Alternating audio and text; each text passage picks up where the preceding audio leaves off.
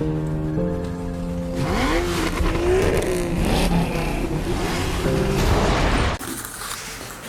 الله الرحمن الرحيم. معاك كريم منير ولسه بنحاول نفهم عربيات. والنهارده هنتكلم عن ازاي نختار لزوجة الزيت المناسبة لعربيتنا. مبدئيا كده تعالوا ننسف اسطورة بتقول عربيتي انا عايز اغير لها زيت 5 او زيت 10. مفيش زيت في العالم مقيد بكيلومتر. مفيش حاجة اسمها زيت 5، مفيش حاجة اسمها زيت 3000، وفي حاجة اسمها زيت 10000. في حاجة اسمها زيت معدني بلزوجة كذا، في حاجة اسمها زيت نص تخليقي بلزوجة كذا، وزيت تخليقي بلزوجة كذا.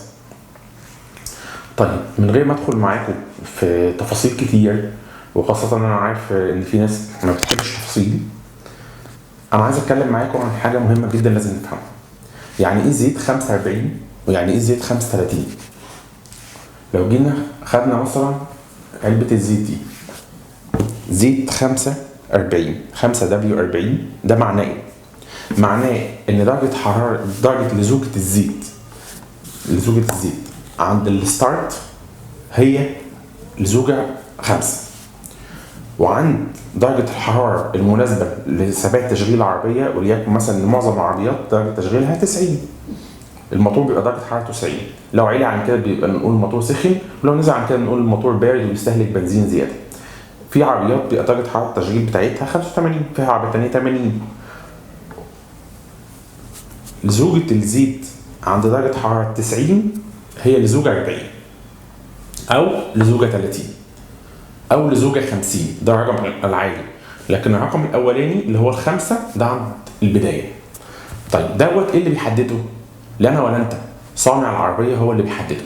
هو اللي بيقول إن المناسب للعربية دي إنها تكون درجة حرارة التشغيل بتاعتها عند درجة حرارة 90 لزوجة 40 أو لزوجة 30. طب حضرتك لو انت النهارده مثلا حطيت درجه، انت المفروض ان انت عندك اللزوجه تبقى 30، وحضرتك حطيت زيت 55، ده زيت تقيل لزوجته عاليه جدا. طب ده هيكون ايه المشكله؟ المشكله استهلاك بنزين عالي، مقاومه عاليه جدا جوه اجزاء الموتور، ضغط جامد جدا على ترمبه البنزين، لان هو حاجه تقيله مش مناسبه للعربيه. طب في ناس تقول لك اصل الزيت ال 35 ده بيحل بسرعه وبيفقد خواصه بسرعه وما بيبردش العربيه بسرعه. انا اسف، انت هتجاص، انا اسف، ما ينفعش تقول كده. الصانع هو اللي صنع السبيكه اللي هي ادق وسر اسرار كل صانع عربيات في الدنيا. سبيكه الموتور هو اللي صنع السبيكه دي، وهو اللي عارف المناسب ليها في سكوست شكلها ايه. ما تقولش اصل عندنا حر وعندنا تراب وعندهم، لا، عندنا مفيش حاجه اسمها عندنا وعندهم. الزيت بيتصنع لكل دول العالم للعربيات في نفس درجات التشغيل. انت هنا في مصر مش اكتر درجات حراره من الخليج بيحطوا 35. معظم العربيات الجديده دلوقتي بيحطوا 35. لو سمحت ما تحطش زيت اتقل من المطلوب للعربيه. انت كده بتجهد ترمبه الزيت بتاعتك، بتزود استهلاك البنزين، بتعمل حمل على الموتور. تخيل انت يا اخي، انت قايم الصبح بدل ما تفطر حاجه خفيفه مثلا، قايم فطرت لحمه ولحمه نيه. طب تخيل انت هتجري ازاي؟ هتنزل هتجري في الشارع، في مقاومه عنيفه، جسمك هبطان. هو نفس الكلام بالظبط على الزيت. في زيت تقيل مش عارف يعني الموتور بيقاوم، فيه مقاومه عاليه جدا، فاحنا عايزين نقلل المقاومه دي شويه. طيب اختار بناء على ايه الزيت بتاعي 35 و45؟ الكتالوج. مره واثنين وثلاثه اقول الكتالوج. طب ما فيش الكتالوج بتاع العربيه. طيب نرجع في شركات اللي هي الويب سايتس بتاعت المصنعي الزيوت في العالم.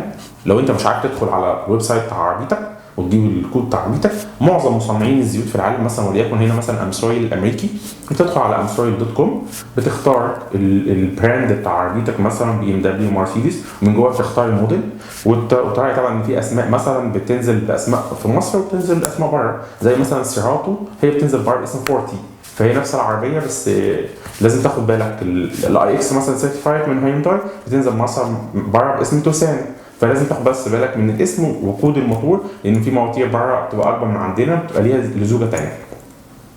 طيب انا امتى اختار 35 او 45 او 55 على الكتالوج؟ طب امتى اعلى؟ هتلاقي الكتالوج دايما بيقول لك مثلا انت في بدايه تشغيل عربيتك انت طول ما الموتور بتاعك 80 90% انت بتحط الزيت بتاعك 35. عربيه عملت 150,000 200,000، واحد يقول لي انا بمشي 2000 كيلو في السنه، هقول له هتحط برضه نفس اللزوجه. يقول لي ما احطش زيت الخمسه. زيت الخمسه ده اللي متعارف عليه اللي هو الزيت المعدني ال 20 50، ده كارثه، حرفيا ده كارثه.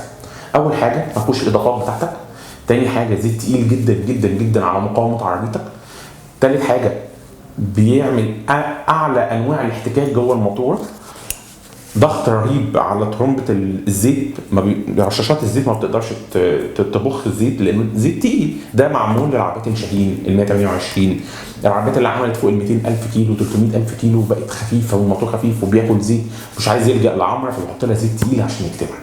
لو سمحت ما هلاقيش واحد عربيته لسه رايح صيانه ال 5000 ولا 10,000 يقول لي انا هحط زيت الخمسه. يعني انت بتقتل عربيتك، انت بتدمر موتور عربيتك. احنا فتحت مواتير عربيات كتير في جوه عامله زي البلاك، مفيش اي فيسكوستي جوه الموتور، مفيش لزوجه، الحديد عمال يحتك بحديد وانت مش حاسس طبعا، وتطلع تجري بالعربيه تقول ده مغير زيت بدل على 3000. انت بتعمل يعني انت بتضيع موتور عربيتك. طب ده بالنسبه للزوجه. امتى اعلى باللزوجه؟ هتلاقي في نفس الكتالوج مثلا، يعني انت النهارده الزيت بيقول لك استعمل 35، بعد 150,000 ولا 200,000 الموتور بقى خفيف سنه، نقدر نحط اللزوجه اللي بعدها اللي هي 10 40. 10 40 دي اللزوجه الستارت بتاعتها اعلى شويه، بحيث ان جوه البساتم وسعت شويه، الدنيا بقى فيه خلوص، فالخلوص ده بقى عايز زيت في الستارت بتاعته اعلى شويه. طب واحد يقول لي انا عربيتي بخاف احط لها الزيت الخفيف ده لحسن تهزع. طب حضرتك انا عربيتي الموتور بتاعها بيقول لي حط زيت 25، الجيب الشروكي بتقول لك حط 25، هل معنى كده انا اروح احط 55 عشان انا خايف ان البستم الكبير ده يرزع مني؟ والله اللي صنعها هو قال لي حط 25 وانا هحط 25 وانا ساكت. ما تحطش زيت تأليف من دماغك، ما تحطش زيت تقيل لعربيتك، اختار الزيت الصح.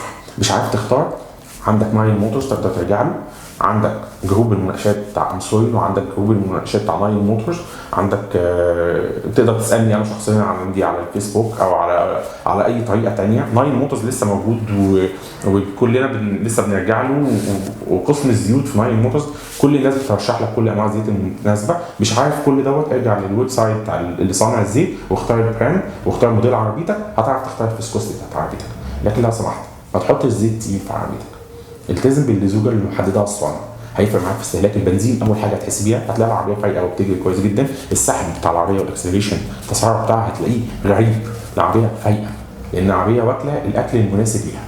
ده الزيت ده هو بمقام الدم للبني ادم، وكل العمليات الحيويه بتتم للعربيه الموتور عن طريق الزيت.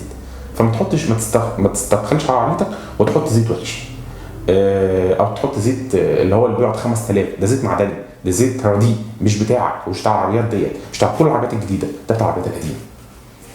متشكر ليكم، يا رب اكون قدرت افيدكم، ومستني منكم الكومنتات والاسئله على نفس الفيديو على اليوتيوب، بحيث ان انا اشوف لو انتم في حد لسه مش فاهم حاجه اعرف اوصل له المعلومه بطريقه ثانيه. شكرا ليكم، كان معاكم.